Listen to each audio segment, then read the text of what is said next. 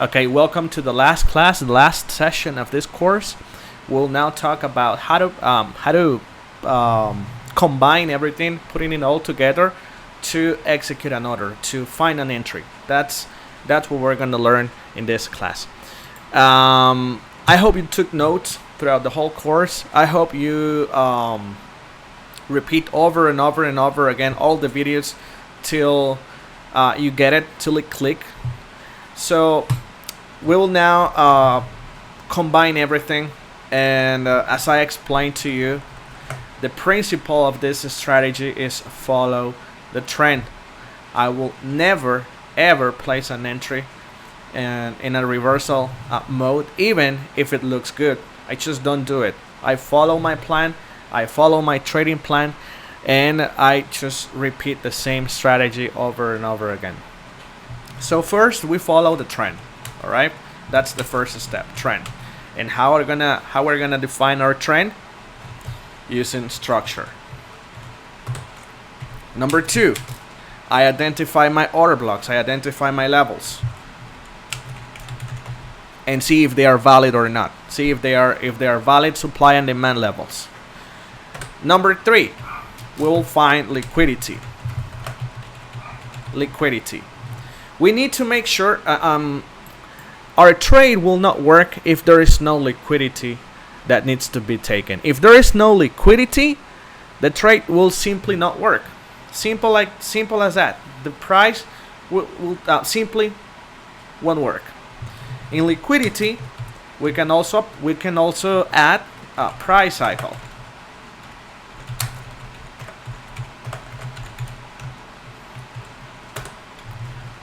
And number four, confirming entries, confirming levels.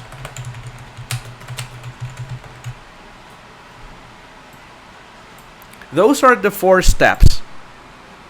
And I try to apply my strategy in a systematic way, in a mechanical way. So I always try to be objective on my trades, on my entries. If my trading plan has all these four steps, I take my trade no matter what. I try to avoid thinking, this doesn't look good. I don't think this is gonna work. I just take the trade, following the plan, applying the trading plan like a robot. That's what I do. So I go to the 4-hour time frame, and I try to see what the structure is doing. As you can see here, we had a change in the structure here. Price broke the structure in a solid way. We have a body candle that removed the structure. Okay, good. Then what? We are in a bearish market right now. Step number two, I mark my supply level in this case, which is this one. Then number three, here's where we go to the lower time frames, like 15 minutes, 5-minute time frame, 3-minute time frame. We will use them when we are in number 3 and 4. In the step number 3 and in the step number 4. Okay, so see, price it's creating liquidity to the upside, or this is also called inducement. Then price tap my level. Okay, here's where I go to the lower time frames, because once price taps my zone, I don't place a sell order right there. I don't place an entry just because the price tapped my zone, because the price can also do this, and I can get a stop loss. And the market will do this many times. You'll see that. So what I wait is for a confirmation. It's for a confirmation. So basically, we also had here price cycle. You see to the left, we have a price cycle here. Consolidation, expansion, retracement, reversal. Remember that class. Reversal will not work if there is no liquidity. So here we have to identify our liquidity levels, our liquidity zones. Where do we have liquidity? We have liquidity here. We have a support right here. Let me use this small box. Okay. We have liquidity below this support. Why there is liquidity right there?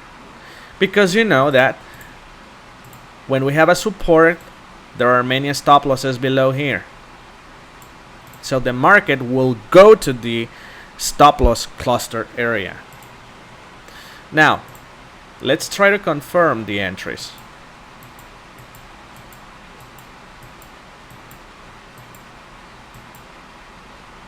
Let's try to confirm the entries. See, this is a confirmation in the 3-minute time frame. You see the market made a higher high, then made this low. The last low is right here, but then the price went up again, trying to create a new high, but this high, see, this high ended up being a higher low. Okay, so this catch my attention.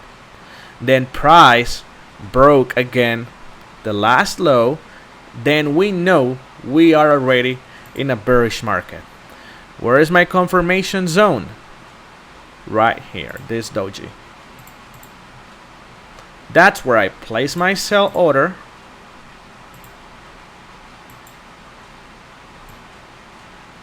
Using just 4.5 pips. And where do we where is the first target? Where is the first target? It's right here. Because you know there is liquidity below this support. There is liquidity below this support. And the market will probably either tap the support level or break the support level, but you know the price will try to get there. Will try to reach this zone. Because there is liquidity below. That's how you use that's how I use liquidity, and that's how you can get well, in this case 7.16 R. But in this case the price, you know, dropped even more. Okay, here. Drop even more. It's all about liquidity.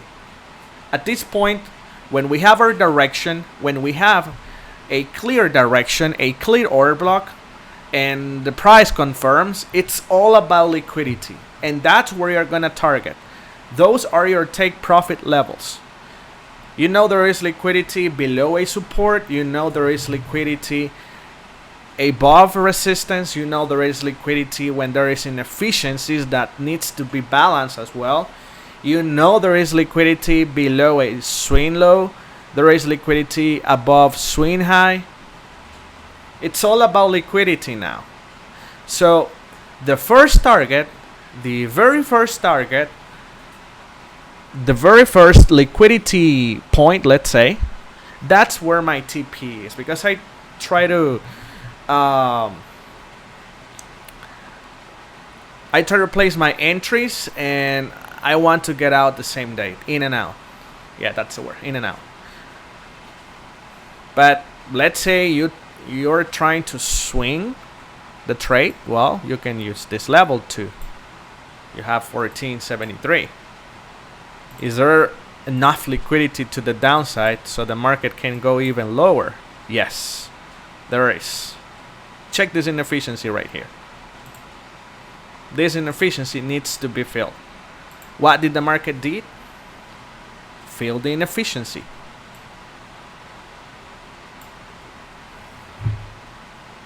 See? Fill the inefficiency, and then boom, it went all the way up. But that's how you put all together. Number one, let's recap. Number one, trend. You identify the structure. Try to identify clear structures. Please try to identify clear structures.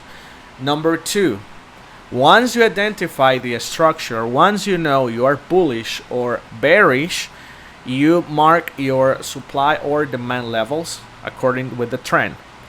Number 3, if price retraces to the supply or demand level, then you move to the lower time frames. I always start with the 4-hour time frame, as you can see.